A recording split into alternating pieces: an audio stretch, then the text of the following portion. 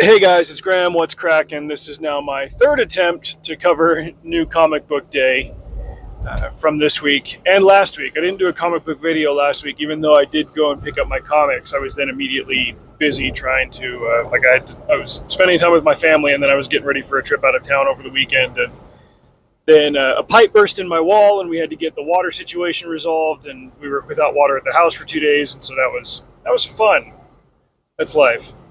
Anyway, I got two comics from last week, two from this week. The comic from last week is, the first one was Absolute Wonder Woman issue 4, and I'm still enjoying that one. Zach did a video review of that just a couple of days ago. I'll just link that one in the description. I probably agree with like 75% of his take on here. He's a little bit more annoyed with Wonder Woman's prosthetic arm than I was. Other than that, it's fine. We get an appearance from Gia and Etta Candy. Now, I don't know a whole lot about the supporting cast of Wonder Woman characters. I've seen the movie. Other than that, I've never read any Wonder Woman comics. But Candy in the movie was this kind of portly, precocious British lady, a white lady. And in the movie, she's a Black American woman who's familiar with witchcraft. But this is like an Elseworlds variant type thing. It's like, all right, whatever. They've been doing this stuff in comics forever. Like, the character has a purpose to play for the story. My initial hesitancy with reading Absolute Wonder Woman was the fact that Kelly Thompson was the writer, and I didn't like how she handled Scarlet in Energon Universe. I've said this before. She's doing a lot better on this one.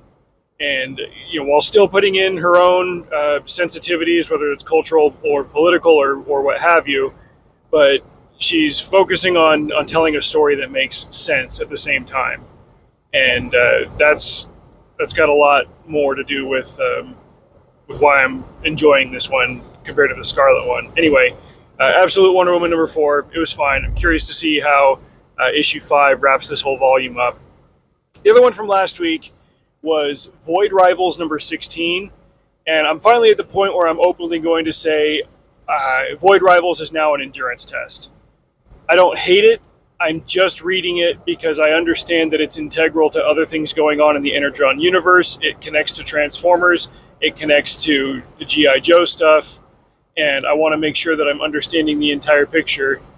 But I am disinterested in about 2/3 of what's going on in that book. They've randomly had these asides with a character named Skuxoid. He's a scavenger of some kind. Nothing that he's doing makes a whole bunch of sense for the story, and in this issue, spoiler alert, he gets cut in half. Does he die? I have no reason to believe that he does, just because, hey, it's a comic book. A couple of characters from Cobra Law show up, blah, blah, blah. Dirac is still got a father who's disappointed in him, like he's had for the last 15 issues. The main value in this one was that Solila finally kind of reaches the end of her journey where she's traveling into the middle of the Sacred Ring. She finds a Transformer at the end that I'm 99% sure is Megatron, who has not been present a whole lot in the Energon universe. Now I want to know what his role is. So I'm continuing to read Void Rivals. I am going to be completely honest and say that I am not enjoying it. I wish that were not the case, because when I first picked it up, I think 3 or 4 issues were already out, and I didn't know at the time that it was part of Energon Universe until I started reading G.I. Joe and Transformers, or like the Duke and Cobra and Transformers. Started reading Void Rivals, it's like, oh, holy crap, I need to read this too. It was good at first, it has really lost its steam. As for this week, I've got 2 books from Ghost Machine, Hornsby and Halo number 3. This continues to do great with its pacing and its spectacle. I like the characters. Peter J. Tomasi is a really good writer. Good cliffhanger at the end. Not only were we teased, like Zachary Halo gets something like he's going to use to kind of unleash his full angelic powers, but he goes to use it and something goes wrong. On top of that, there are consequences for stuff that his adoptive parents have been doing for the previous 2 issues, and he's still got to deal with the fallout of how issue 2 ended with him knocking heads with Rose Hornsby, the girl next door, who's he's an angel child, she's a devil child. This one continues to be good.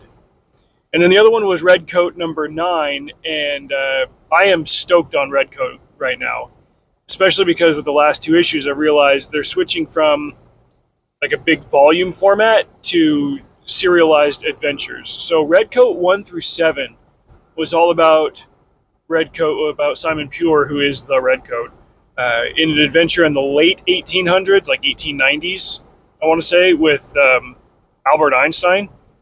And then issue 8 was a glimpse to the mid 1800s with the serial killer Bender family, the Bloody Benders. This issue, and that one all wrapped up, like start, introduce, wrap it up, get out. It's like, oh, okay, a nice little bridge issue. And then they were teasing that the following issue, number 9, the one I just read, was going to be about Simon Pure teaming up with Johnny Appleseed. It's like, okay, we're going to get a couple of issues of this the same way that we got a couple of issues of Albert Einstein. No, like this is all one story contained in one issue, and then they tease the next issue. He's going to team up with Annie Oakley, the gunslinger lady from the Wild West. The Simon and Johnny Appleseed story happened in 1816, so we're going way back before the Bloody Benders, way back before the Einstein arc. We're going to play with time as we glimpse other eras in Simon's history. I think that's important because his main character arc, going from being just a wastrel and a deviant and all of that stuff, a man adrift with no purpose, that gets resolved in the Albert Einstein story, and suddenly he's, for lack of a better term, like he's interested in becoming a hero now. He wants to be a good guy.